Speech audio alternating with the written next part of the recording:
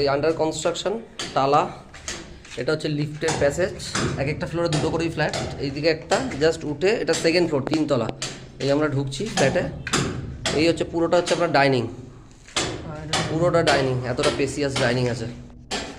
আর এদিকে একটা রুম আছে, এত বড় রুম, একদম অ্যাটাচ টয়লেট করা আছে।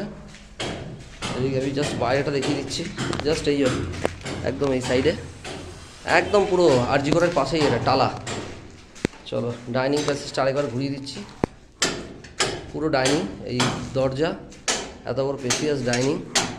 আচ্ছা, এই গিয়ে এখানে একটা টয়লেট হচ্ছে, কমন টয়লেট, এদিকে একটা রুম ক্রস ভেন্টিলেশন করা আছে, হ্যাঁ ডবল আলমারি রাখার জায়গা আছে, বোথ সাইড আলমারি রাখার জায়গা, ক্রস ভেন্টিলেশন করা। এদিকে একটা রুম 3 BHK, এটা 1000 স্কোয়ার ফিটের বেশি আছে, 1000+, এটাও ক্রস ভেন্টিলেশন করা।